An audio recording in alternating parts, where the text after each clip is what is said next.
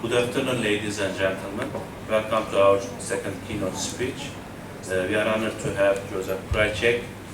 He's going to make a presentation for us, and I would like to introduce him and briefly a little bit information about him. He's a professor of science education and director created for STEM Institute at Michigan State University. During his career, he has focused on working with the science teacher to reform science teaching practice to promote students' engagement in learning of science. He was a principal investigator on the National Science Foundation project that aimed to design, develop, and test the next generation of middle school curriculum materials to engage students in obtaining deep understanding of science content and practice. He served as a head of the physical science design team to develop the next generation science standards. He is an editor of the Journal of Science Teacher, the Journal of Research in Science Teaching. He has authored and co-authored curriculum materials, books, and software, and over the 100 manuscripts, and make a frequent presentation at the international, national, and regional conferences. And he is also fellow of American Association for the Advancements of Science, and he served as the president of the National Association for Research in Science Teaching. He received the Distinguished Contributions to Science Education through Research Award in 2010, and his areas of expertise are curriculum and instruction, science education, and teacher education, learning and policy. Now, I would like to introduce Professor Krajcik to his speech that titled Developing and Teaching Instructional Materials to Support Students in Designing Solutions to Problems and Explaining Phenomena. Thank you for those kind words. Everybody can hear me, is that correct? Yes. Great. This is my second trip to Turkey, and I'm very pleased to be here once again. Every time I come to Turkey, I always feel extremely welcome, and I certainly enjoy your wonderful food that you have in this country. And this time I get to also enjoy some very wonderful, beautiful weather. As you know, I'm from Michigan, and as of yet, it hasn't turned sunny or hot, so it's very nice to be here. This is the URL where you can download the slides once I get on a decent internet connection. I can put the slides up there. So sometime in the next 2 days after I leave, I'll get on a decent internet connection. I'll put my slides up there, and you can download my slides if you would like my slides. So I'll also have this up at the end. So you can use it. So what are we going to do today? So I'm going to describe how to design project-based learning materials that can really support students in engagement and deep learning of science and technology, engineering, mathematics, depending on what your area is. I'm also going to provide rationales for those design principles. And lastly, hopefully, we're going to have time for questions. We have, as far as I understand, together till 3:30. So if you have a question and you want to ask that question, please raise your hand and we can talk about it during the session. We don't have to wait to the end. I can pace my remarks so I can make sure that I get through what I want to say. And so if you have a question, feel free to ask that question. So what will I stress today in designing PBL in learning environments? So this is the big message that I hope to give to you. So listen for it as I go through. One is the importance of very clearly specifying learning goal. If we really want to create environments where kids learn, we have to be clear on what it is we want them to learn. At the same time, we have to design those learning environments that are really inspiring and valuable for the learner.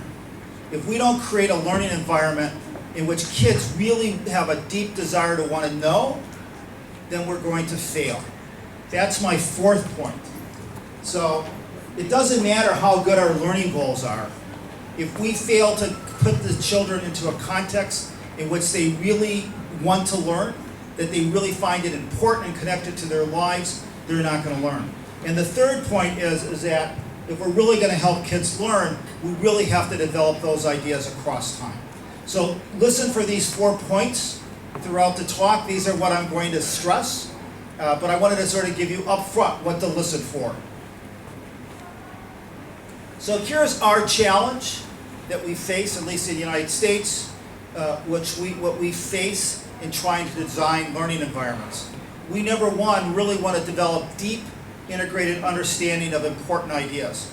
In some respects, you want to think of those as, we want to think of knowledge as tools for figuring things out. And often we don't think of knowledge in that way. We think of knowledge as someone knows something. I'm going to turn it a little bit backwards, and I'm going to say that what kids learn, what they understand, has to be a tool that they can use in a new situation. That's when we really know that they understand something. At the same time, we have to create that learning environment that really engages all learners. So we have this challenge of developing deep knowledge and at the same time engaging students. Third, we really want to develop part of that developing that knowledge is developing important scientific practices.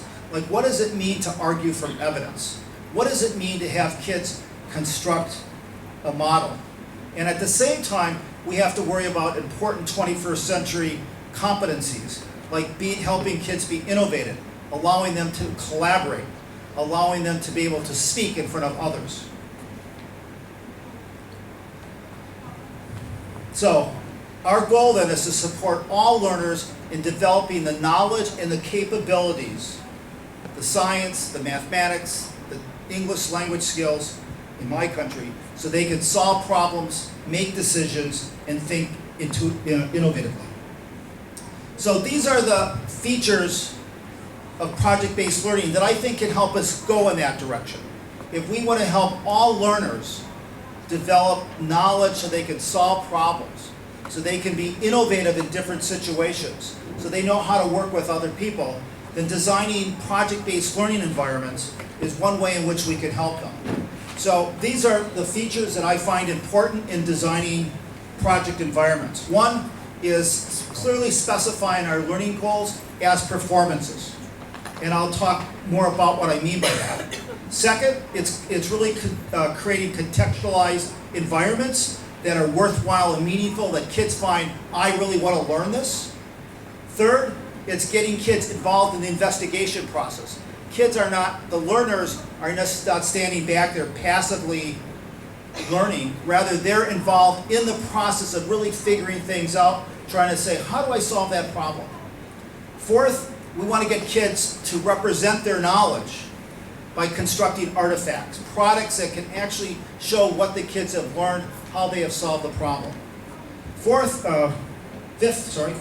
we get them involved in collaboration, where kids are actually listening to each other, sharing ideas, debating ideas, really building on what each other thinks about. Sixth is the use of learning technologies. These can help in a variety of different ways, from kids actually constructing dynamic models to kids going and searching for information. And lastly is this notion of sustained engagement. We just can't have short projects typically take a period of time, 4 to 6, 8 weeks, in order to solve.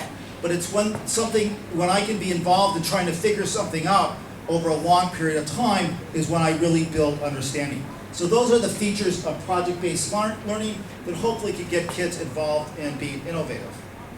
So, in project environments, students pursue solutions to meaningful questions. In my own work, I like to refer to those as driving questions that can really propel what the class is all about and what kids are doing. 2, kids explore that question by participating in authentic, situated inquiry to figure out why that phenomena has occurred, or design solutions to problems. Now, throughout the day, I probably use this term phenomena several times already. And I want to be able to describe what a phenomena is. We're basically somehow related to science, education, or STEM, but let's define what a phenomena is. A phenomena is anything that naturally occurs in the world. And it's repeatable. It's consistent. Sometimes it takes a long time for it to repeat, like the coming back of a comet, but nevertheless, I can predict when that comet's going to come back. So phenomena are things that just happen. If I let go of this clicker, we would all predict 100% what would happen to it. What happens to it if I let it go? It goes down. Falls down. Absolutely. Right? It's a phenomena. Is it a very exciting phenomena? No. It's actually fairly boring. We see it happen all the time, but it's a phenomena. There are other phenomena that are also phenomenal. For instance, one phenomena that's very phenomenal to me is birth. Birth is extremely phenomenal.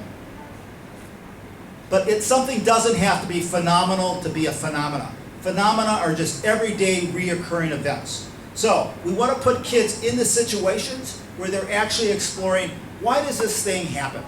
Why does that phenomena happen? And in order to do that, learners should be engaged in collaborating with each other in order to figure out why that phenomenon occurred or a solution to the problem in which they're engaged in. And we can use learning technologies. Today, learning technologies can provide wonderful visualizations of the world that's too small to see, like atoms and molecules, or it can help us see what's happening in the galaxies. But modeling can also serve as constructive tools in that kids can create multimedia documents where they can put together a very rich, descriptive story to explain how they can solve their problem. And that's related to the creation of artifacts, that we always want kids to create these tangible products that actually represent what they know and address the driving question.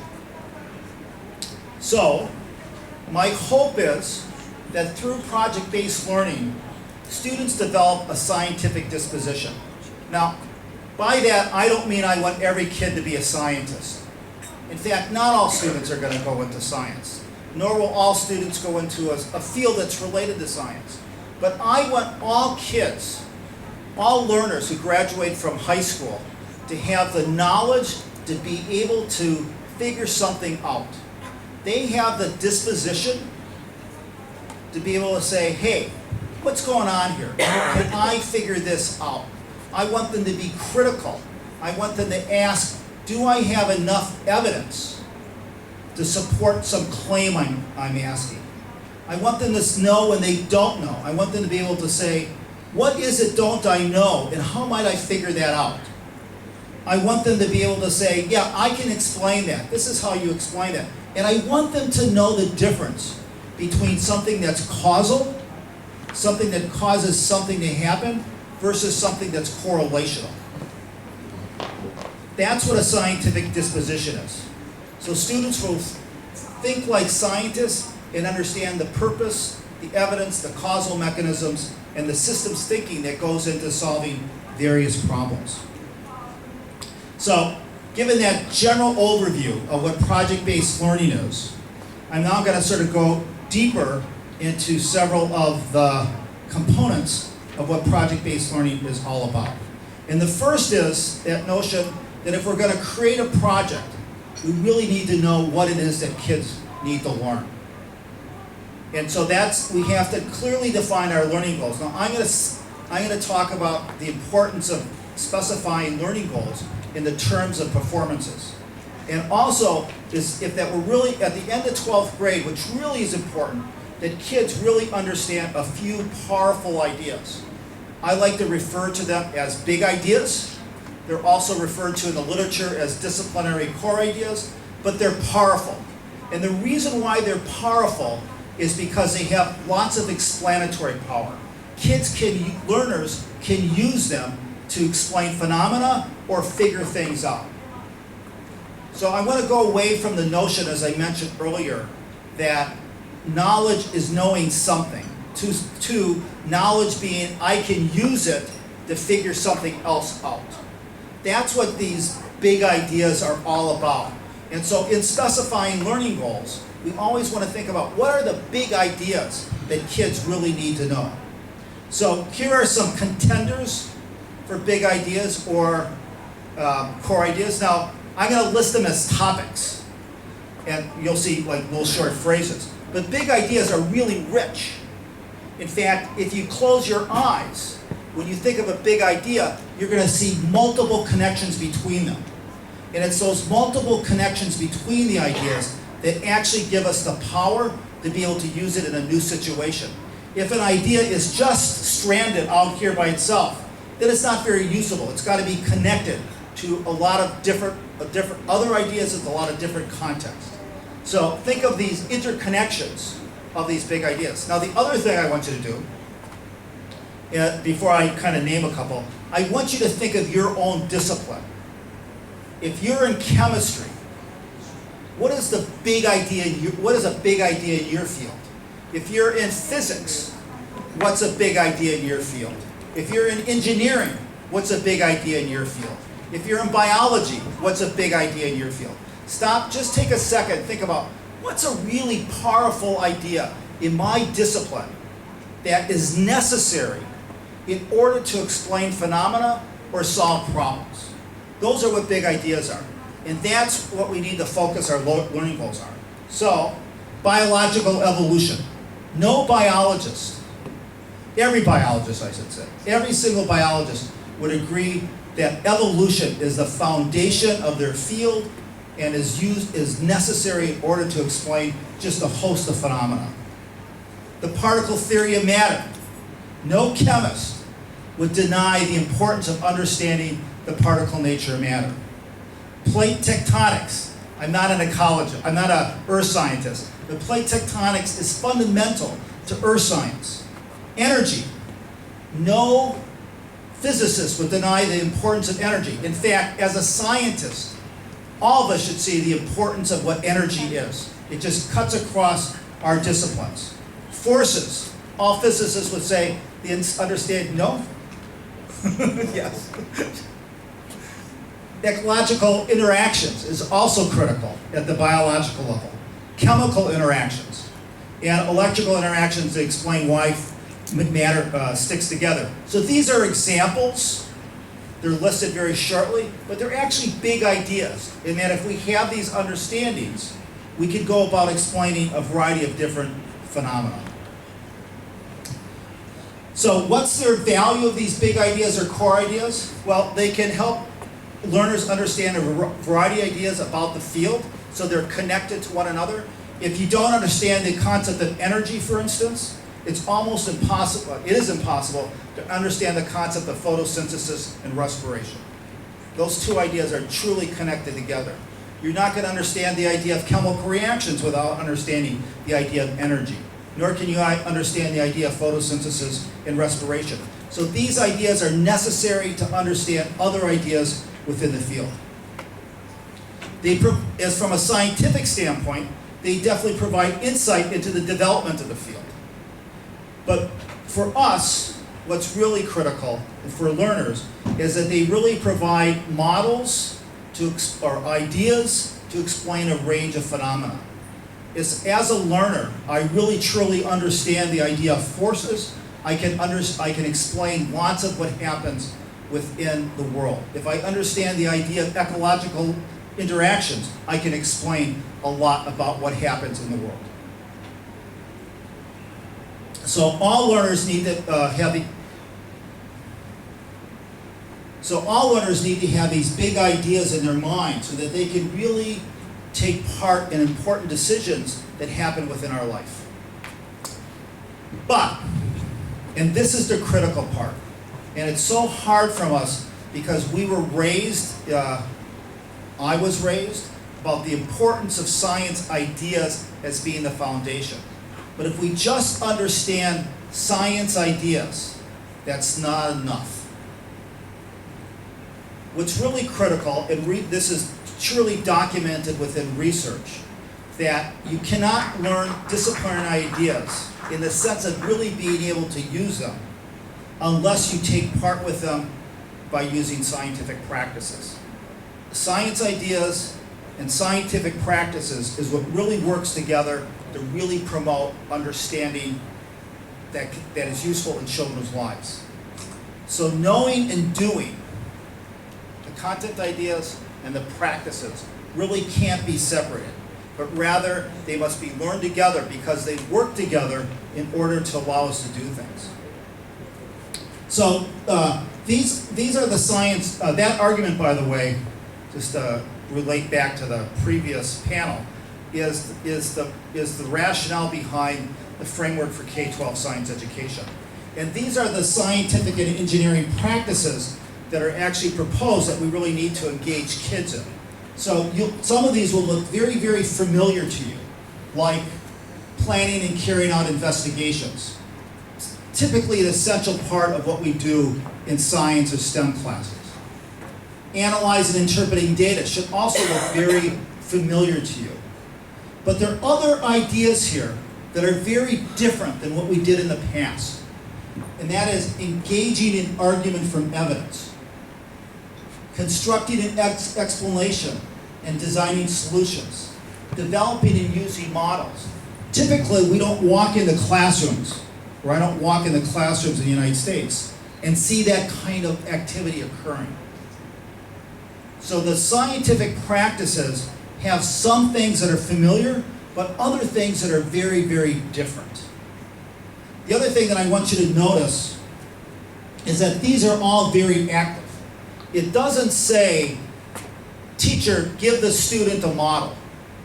Rather, it says, students are to construct or develop models. Students are supposed to construct explanations. So the action is on what the student is doing. Students are asking questions. Students are developing models. Students are constructing explanations. Now, the other important aspect behind scientific and engineering practices is that they work together. So you can't necessarily do one without doing the other. And often we may start with a question, and that might lead to planning and carrying out an investigation. That could get us involved in analyzing the data using mathematical thinking. That could get us involved in developing models and constructing an explanation. That might get us involved in obtaining some information, which may lead us back to asking some new questions. So the practices all work together. Now, there's a third element, called a dimension, that's also very critical. Because I've already talked about very specific disciplinary ideas, evolution, chemical reactions, and I talked about practices, what scientists do or what engineers do to make sense of the design world. But there's this other idea called cross-cutting concepts, which in science is equally important. And these are referred to as cross-cutting concepts. And often what these do are provide unique ways of looking at phenomena. And there are ideas like patterns. If I'm an engineer or I'm a scientist, we're always looking for patterns in order to, that's what we do when we analyze data. I'm trying to make sure I have cause and effect relationships. What is causing this thing to occur? I'm focusing, often I have to focus on scale. Some things happen at the very small level, and what happens at the very small level can help predict what happens at the macro level. Systems and systems modeling. Scientists, engineers, bound things by the system in which it is in. And we have to help kids think in a systems perspective. Energy and matter cuts across all the disciplines. There isn't any one discipline where matter isn't foundational or where energy isn't foundational. Structure and function. The idea that some structure actually predicts the function. From a molecular standpoint, from a chemist standpoint, the structure of an atom, often the structure of a molecule will determine how it behaves at the macro world. We also see different structures at the macro world. How the beak of a bird is shaped will predict the kind of food or what the function is, the kind of food that it will eat. And lastly, stability and change. Some things look like they're very stable, but in fact they're changing all the time. So these three dimensions is what goes into making usable knowledge. Knowledge that kids can actually use in order to make sense of the world in which they live in. And I like to use this analogy of a rope. The idea that I cannot separate content from the actual doing. That's essential. So I use the analogy of a rope for the idea that if I have this rope, it's pretty strong. I can do something with it. Any one of those strands doesn't allow me to accomplish what I want to accomplish. There's something that's missing. I will not be able to use my knowledge to solve a problem unless it's really intertwined with how I can go about doing that. So I want us to think about knowledge as knowledge in use. They're tools. Knowledge should be tools for us to figure things out, for us to solve problems. So, in my work, I try to construct what's referred to as learning performances. I try to specify my learning goals, what I want kids to learn, not just the content, but as a combination of both. So it's not just I want students to know or understand, I'm actually going to define my learning goals in terms of performances. So the way I do this is I might take some disciplinary big idea. In this case, it's chemical reactions because my own background is chemistry. So substances react chemically in characteristic ways. I can blend that with a practice, the development of a model, and I can blend that with a cross-cutting concept, energy and matter, and I can come up with a learning performance. Develop and use a model to describe how the total number of atoms does not change in a chemical reaction and thus mass is conserved. So this is what I mean when I say knowledge in use, or my learning goal is expressed as a knowledge in use. So it's not just to know, but kids have to develop a model of what's happening. So what's the quality of a good learning progression? Well, it integrates, the most important idea is that it integrates those three dimensions. The idea of a practice, the idea of a disciplinary core idea, and the idea of a cross-cutting concepts. More importantly, if I'm designing materials, I'm going to have a set of learning performances, and those learning performances actually have to work together. They will develop over time, and they work together to really lead kids to solve the problems that I'm trying to engage them. And us as designer, they can actually give us guidance in what I want students to be able, they give us guidance in the tasks that I can create for students. So I like to refer to this as three-dimensional learning. So if you think of those three dimensions, we've got core ideas, we've got scientific and engineering practices, and we got cross-cutting concepts. So what is three-dimensional learning? It really changes the focus of what happens in classrooms. It's the switch in a classroom from just knowing about the science idea to a classroom in which kids are actually using their knowledge, using their ideas to make sense of making sense of a phenomenon or designing a solution to a problem. So if we can frame these things in terms of learning performances that use those three dimensions, then we can shift the kind of activities that I would see when I go into a classroom. And so I like, here's a little representation to kind of represent that. Anytime you're going to engage in three-dimensional learning, that whole focus is on answering a scientific questions or scientific questions, or making sense of a phenomena or engineering problem, right? So I want to either answer a scientific question, I want to make sense of a phenomena, or I want to design a solution to an engineering problem. And the way you have to do that is I'm going to apply these three things: science and engineering practices, cross-cutting concepts, and core ideas. So here's a little example. This is actually a story I got out of the New York Times 3 days ago, right? I always look for these. I always look for current real-world problems that are actually really happening, and that we can actually use in our classrooms. So this is, why is the red knots disappearing? The red knots is a bird. It's a bird that migrates from North America to South America every year, and we see that it's actually going away. Now, in order to solve that problem, to figure out that phenomena, you can think of it either a phenomena, why is this happening, or you can think of it as a problem, and how can I correct that problem? If I'm going to do that, I'm obviously going to have to collect and interpret data. I'm going to have to develop models. Why might this be occurring? And test those models out. I'm going to have to argue from evidence. and I'm going to have to develop explanations in the end. That's the kind of work that kids would have to go about in the classroom. At the same time, they would have to apply various cross-cutting concepts. They'd be thinking more of in terms of systems. What is going on in this system that's causing this to happen? They'll need to think about the flow and energy of matter.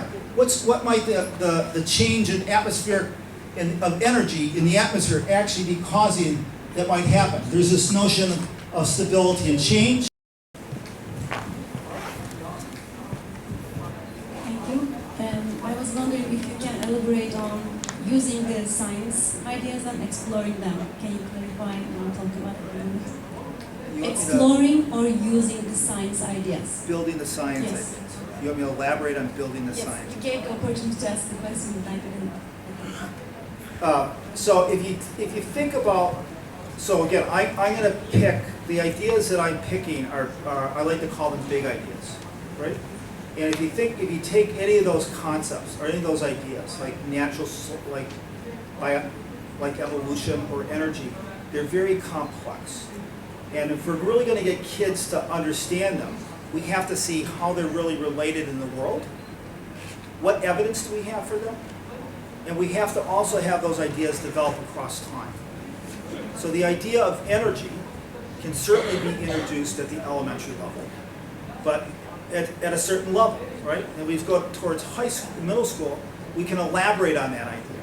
But it's always focused on helping kids understand this notion of transfer, that energy can be transferred to different situations, right?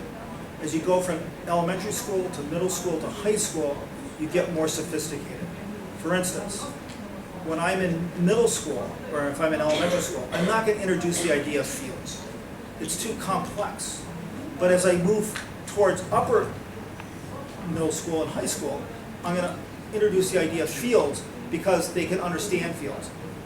And I can also use different representations to help the kids understand fields. So why fields are really critical in understanding why two particles will accelerate towards each other. I'm not going to deal with that in elementary school because the kid couldn't understand it.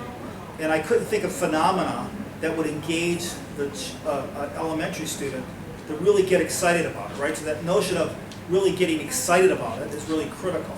So, but I couldn't get the elementary kid excited about energy using some other kind of phenomena. Does that help? Thank you. Who wants to ask the last question?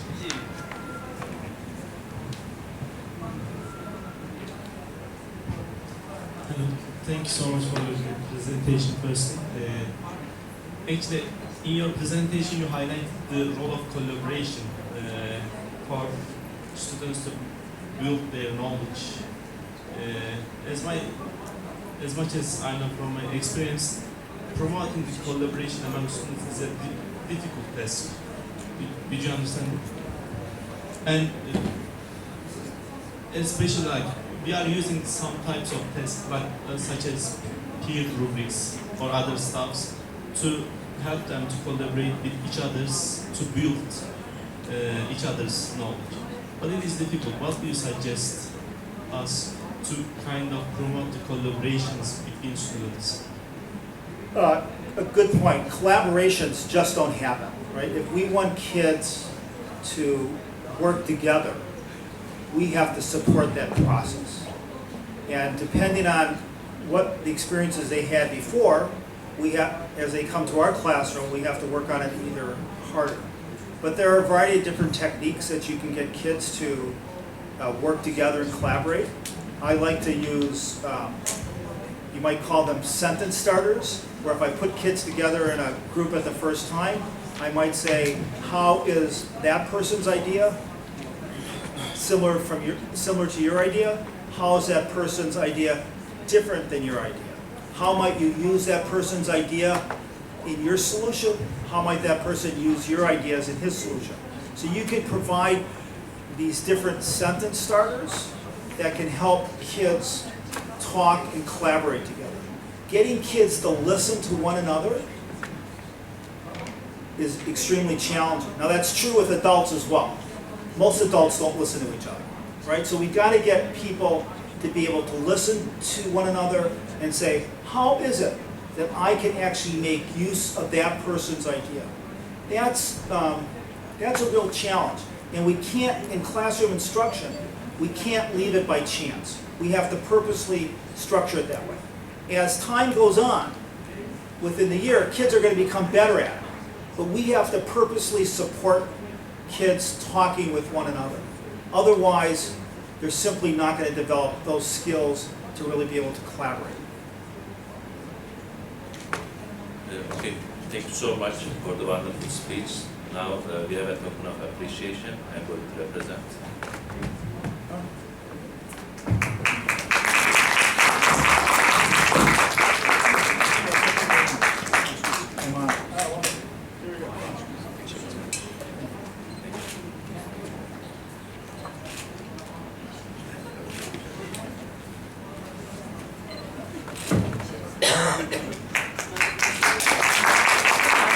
Thank you so much for attending, and we have a coffee break, and the session will start at 4 p.m.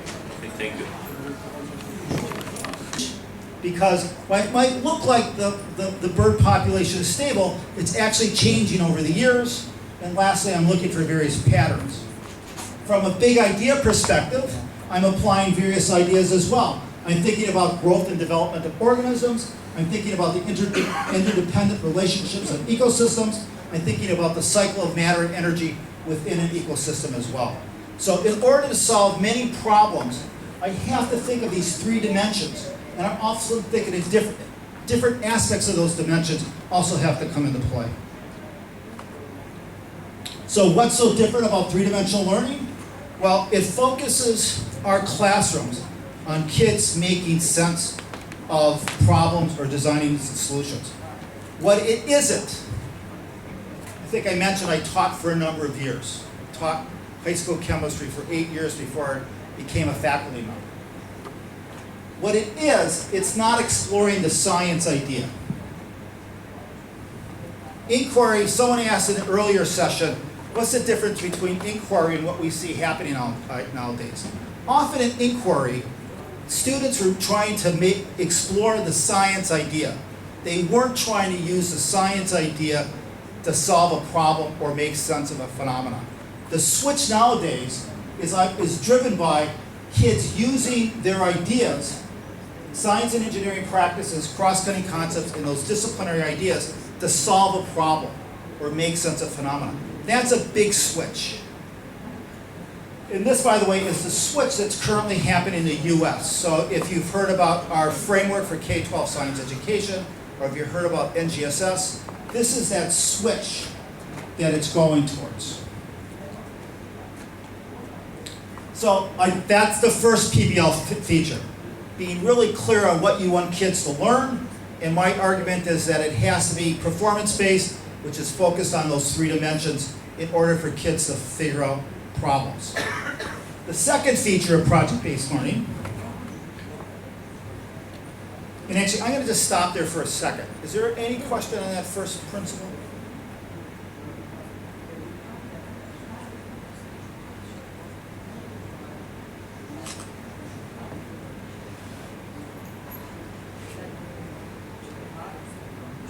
Okay, I'll go on. So the second feature of project-based learning is this notion of creating learning environments that are really contextualized within the lives of learners. And the reason why that's so important is that if kids are really going to learn, you have to really make sure that the learning is meaningful to them. If they don't care about it, yeah, they'll memorize it. Why do I know that? I did it. I can guarantee it that you did it. You did it. We all did it. But we didn't necessarily care about it. If we really want to have kids, learners, be able to have knowledge that they will stay with them, then we have to really create these meaningful learning environments. So we want questions that are anchored in the lives of learners and deal with important real-world questions.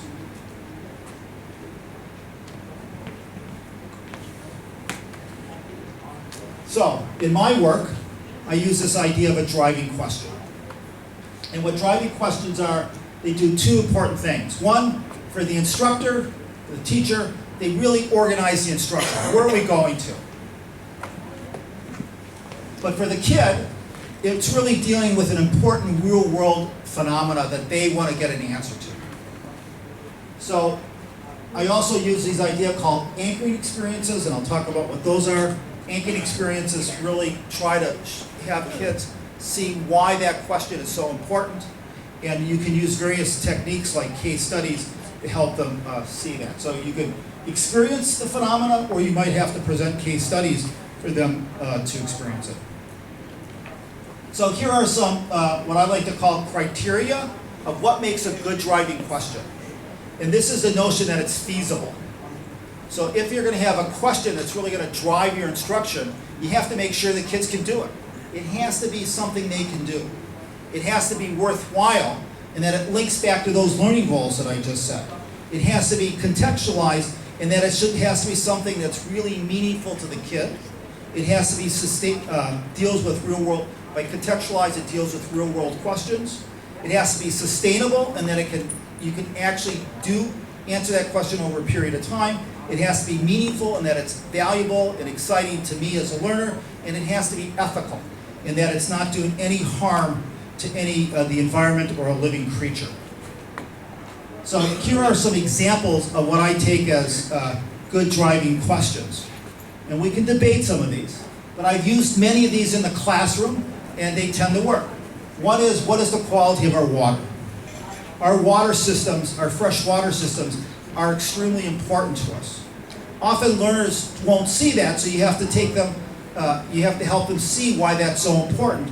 But nevertheless, water quality is a good vehicle for engaging kids. And more importantly, it cuts across a variety of different areas. This next series of questions is a set of questions that we're currently working on right now in some curriculum material. And my colleague, Tali Tal, who's in the audience, is actually involved in this curriculum. But these questions, because they're so linked to kids' lives, really engages them. How does what I eat shape who I am? Does it matter if I eat greasy potato chips or if I eat really nice watermelon? How does my environment shape who I am? If I live in a smog-filled city, or if I live in the country where there's fresh air, does that matter? How can I change the way I am? So these are important questions that motivate kids, but they also deal with important underlying science ideas, which is gene-environment interaction. How can I make so much stuff? How come so much stuff is made out of plastic? Lots of stuff these days are made out of plastic. When I was a kid, bumpers on cars used to be made out of metal.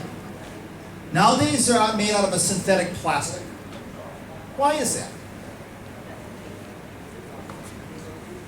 And of course, that's critically related to some foundational ideas in science.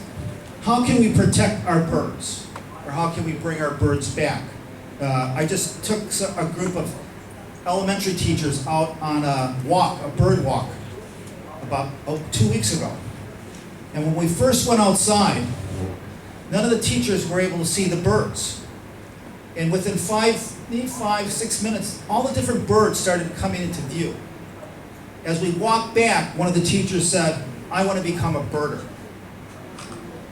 We just started this project in a classroom yesterday, this week sometime, and the teachers took the kids out, and they actually saw a hawk being chased away by crows. Interesting phenomenon. I don't know how many of you have ever seen that. A big bird like a hawk being chased away by crows. But these kind of questions, which the kids go outside and they actually try to look for what's happening in their environment, can become meaningful for them. Perhaps the best driving question that I've ever worked with is, can good friends make me sick? Everybody's laughing because you know exactly what it's about. They knew exactly what it was about too, but we never mentioned that three-letter word ever in the curriculum. But they knew exactly what it was all about. And so these are important questions that can really motivate kids.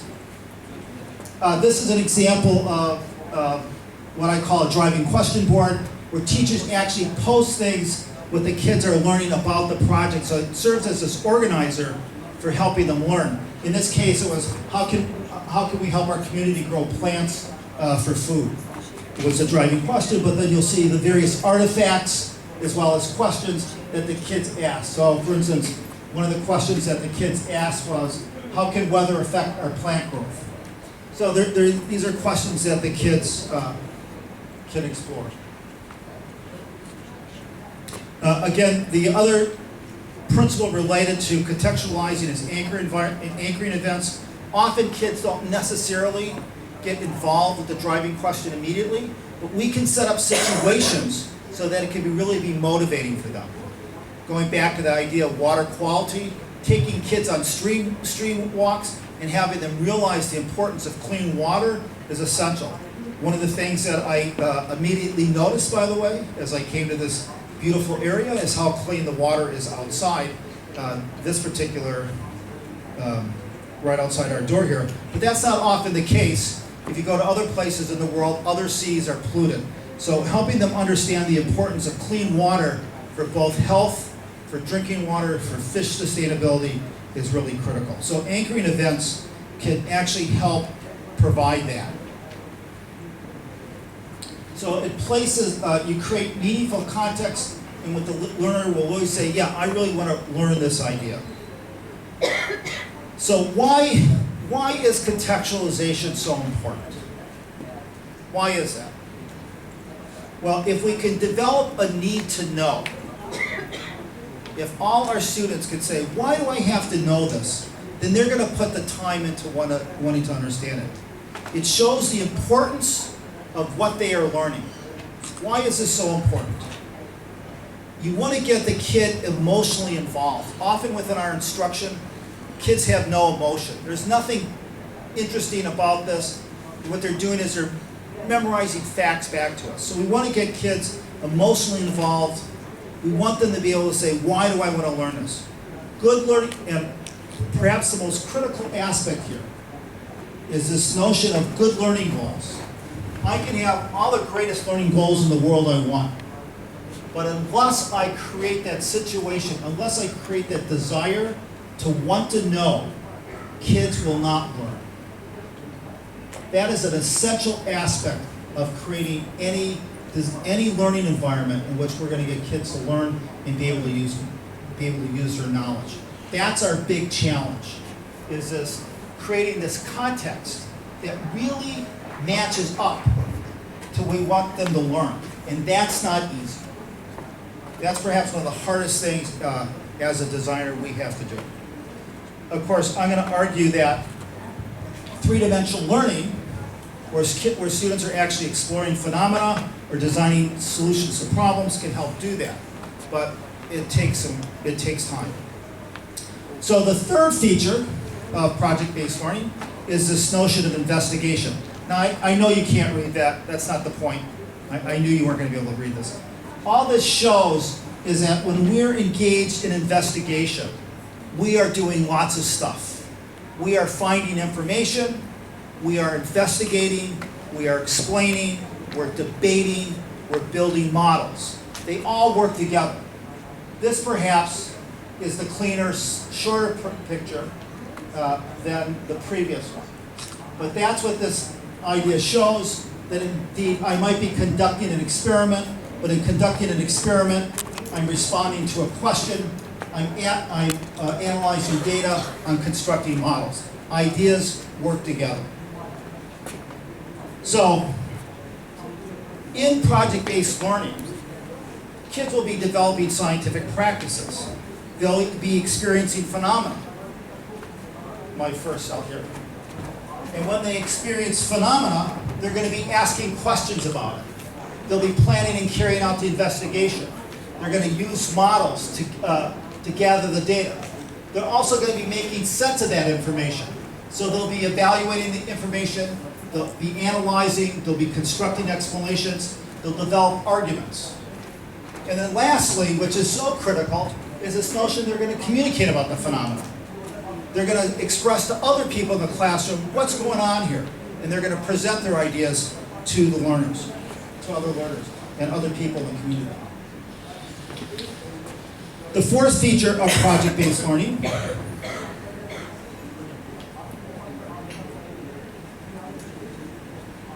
The fourth feature of project-based learning is this notion of artifact instruction.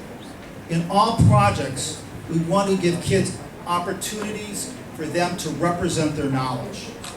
And by creating those representations, and they could be models, they could be multimedia documents, but anytime they're creating a artifact or a product, you're always making connections between ideas. So we want to be able to see those relationships and those connections. So it's this artifacts will allow kids to construct, express, and revise their understandings.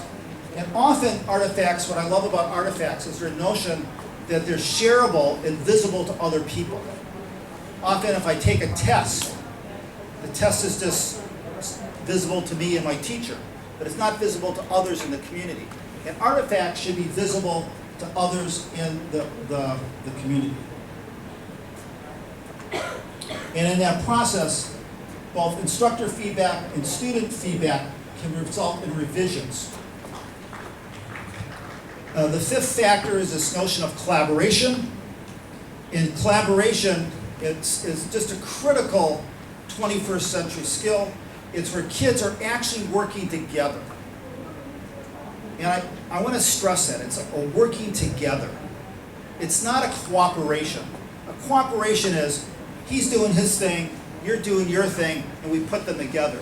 Collaboration is when we take each other's ideas and we put them together. That's what we want kids to be able to do. We want them to collaborate. We want them to share ideas. We want them to debate ideas. We want them to make sense of each other's ideas. So we want to engage them in situations where they can actually debate ideas, debate the evidence. Is this enough evidence to really support my claim? Explanations in science nationally, internationally, not globally, is becoming very important. But how does a student know that he has enough information, enough data to really support his point? So collaboration can really help people further build their knowledge as they really debate ideas, share ideas, put their ideas together. And that's where you can really develop deep understanding, so they can learn both from their peers, but also more knowledgeable others in the community. So why collaboration? Well, principally learning takes part in all communities. That's where learning exists. Knowledge exists within a community. And we want students to be able to learn from each other, and we want students to learn from more knowledgeable members in their community as well. Feature number 6 is the use of learning technologies. I don't know how to put a piece of technology down. Technology is all around us today. But my own personal feeling is that we don't just use technology for technology's sake. In instruction, we have to use technology to enhance where we're trying to go. Now, there's lots of good uses for it. I can use technology to construct an artifact. I can use technology to, I can use technology to create a dynamic model. I can use technology to create a multimedia document. There are a variety of ways in which technology can actually be used to promote what we want kids to learn. But I don't promote the use of technology just for the sake of technology that it's here today. It should be used it can really push what we want accomplished. Perhaps one of the oldest uses of technology, which I don't even see used that often in classrooms, is the use of sensors to collect and analyze data. An amazing technology, but not used as much as I would hope to see it used. And the last feature is this notion of sustainability. So why do we want sustained engagement? Why do projects need to take longer than just a couple of days? And it basically boils down to learning difficult ideas. Solving difficult problems simply takes time. You don't learn a challenging idea by hearing a 10-minute lecture. None of you will become designers by listening to me talk today. Learning anything challenging takes time. And it depends on students working on tasks that force them to synthesize ideas. To learn is intellectually demanding. And that intellectual demanding takes time. And of course, as it also is critical that we link it to other ideas. Real learning doesn't occur unless connections are made to what was previously learned. So it grows, our knowledge grows as students figure stuff out, as they put ideas together, but perhaps the most important aspect here is it depends on instruction. We can't leave it to chance. If we really want kids to become innovative, then we have to put them in situations where they have to be innovative. So we have to put them in situations that they could create stuff. They construct stuff. So they could build a solution to a problem. And we could, in our class, we could say, who has the best solution to this problem? And if we don't create those kind of contexts, then the kids will never put their ideas together. So one of the things as instructors, as designers, what we have to ensure that we do is build coherence. And coherence is a critical idea. It's that notion that the lessons, the instructions, has to fit together in a way that grows on each other. Ideas, the lessons, have to link to one another. And often, that doesn't happen when we're focusing on complex ideas. So as time goes on, in a coherent environment, the practices, the core ideas, and the cross-cutting concepts become more sophisticated. So I like to use this map. Actually, I got this map from a colleague of mine, Brian Reiser. But what it shows is that in good instruction, you always start with some anchoring phenomena or problem that you're going to make sense of. That's your question, right? So it's question-driven, it's phenomena-driven, and it always leads to a new question. And then I'm always going to go about figuring that thing out. And then once I figure that out, it's going to lead to another question in which I'm going to figure it out, which is going to lead to a new question or phenomena that I'm going to figure it out. So it's a tightly sequenced idea. I like to use the term storyboard because I think a lot of people know what a storyboard is. It's a sequence of pictures that show how things are related. And that's what we have to do in instruction. We have to have these things carefully built across time if we're really going to support kids in learning.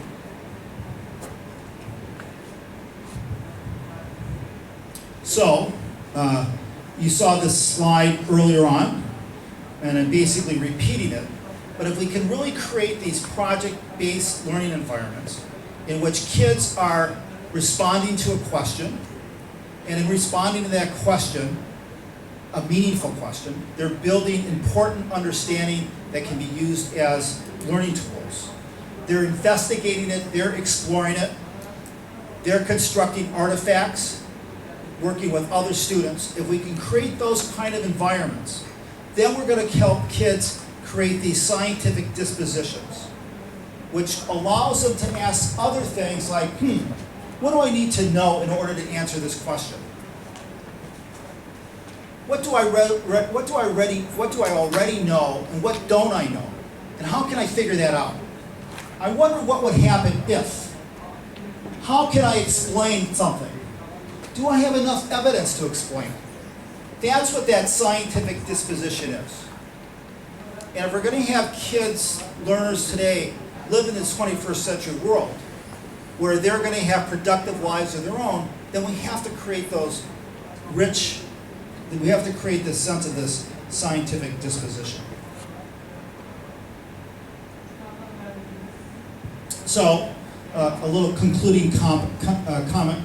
I didn't talk about the evidence, but there's lots of evidence that exists out there that project-based learning environments actually work.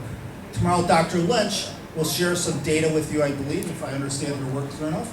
But some of my own work also shows the value based both on near and far tests proximal and distal tests, that project-based learning environments really work. But as designers, I need to simultaneously pay attention to three important factors. The notion of those performance learning goals, the notion of richly contextualized environments, the notion of coherence. But even then, it's not going to be successful because there's other factors that come into play. Education is a very complex system, and if I really want to be successful at it, there's much professional learning that has to occur. I can't forget about, this is a different way of teaching, it's a different way of learning. Professional development is going to be involved. Policies within schools are going to have to support this. Technological infrastructures are going to have to be available. So in order for project learning to occur, it's going to be, it is very complex. And I actually want to leave you again with this last notion that if I have good learning goals, but I don't have that richly, and I have coherence, but I don't have that richly contextualized environment where kids really want to learn, that kids are really driven, they really have that need to know, then they're not going to get there. So with that, I'll take some questions. This is my contact information. You can ask a number of people in the audience. I'm a fairly good emailer, so feel free to email me. Sometime along the line, when I get on a good internet connection, I will put these up on the web, and you can download the slides and use them as you wish. I'd like to thank the National Science Foundation because they've consistently supported my work. And if you're interested in if you're interested in examples of projects, what I'm going to encourage you to do is go up to my website, just Google Create for STEM, and you'll get to my website, and on there you'll see projects. And if you go there, you'll see, once you get to the project site, you'll see a number of projects that we're currently involved in that really has uses this design that I talked about today, where we're using driving questions, we carefully articulate the learning goals, kids are involved in designing artifacts, etc. So there'll be a number of projects that you can sort of look at and see what they're all about. So with that, I'll take questions if there's questions.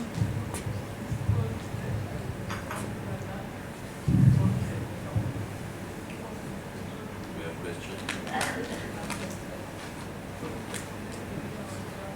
Yeah. Here. I'll sit down and you can. Yeah.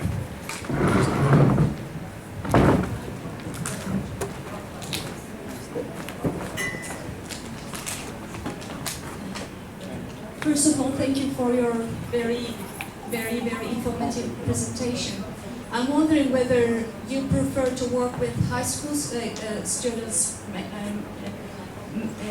generally focus on chemistry, because you said you were teaching chemistry before you started to work for faculty, or you prefer to practice PBL with the younger grades? So if you go up to my website, Create for STEM, okay, you'll find a wonderful completed project called Interactions. okay. Interactions is designed for 9th and 10th grade high school students. And we're wrapping that project up right now, except we have others, although next year we're implementing it in other places throughout the United States. So I like to work with high school students, you're absolutely correct, but I'm also currently working a number of projects at the middle school level, and also I have a new project at the elementary level. So I like to work across the grade levels. Can I ask one more sure. question? So my own personal feelings, it provides both elementary, middle school, and high school. As for a designer, really presents different challenges. And of course, if I'm at the high school level, I need other people working with me. When I'm at the elementary level, I need other kind of people working with me. So going back to that collaboration idea, as a designer, I have to collaborate with people as well. Okay, thank you. One more question. Do you prefer to conduct your research at the professional development schools that you're, I know the United States, have different types of professional development schools, or the regular ones? Because these are very, especially NSF grants or this type of project, what kind of schools do you prefer to practice PBL? I have a real commitment to supporting kids who traditionally don't succeed in science. So I tend to work primarily, not exclusively, but primarily in the United States in urban classrooms, which are classrooms in which kids do not necessarily achieve high. I'm very interested in reducing the achievement gap. In fact, one of my first projects, actually what Tali worked on as well, we worked at a Detroit public school, and we did a series of projects. They're now published in what's called project-based inquiry science, and we were able to show that kids in the Detroit public schools who used those materials, and of course the teachers got professional development as well, it's a really wonderful professional development with it. Those children were able to succeed on state tests more so than other, much like a whole jump, you might say, right? A whole different level than matched groups of kids in the Detroit public school system. So much of my work and many of my publications focus on urban areas in which I'm trying to reduce the achievement gap between kids who are usually typically successful and those who aren't. But I also work in other kind of classrooms as well. Thank you so much.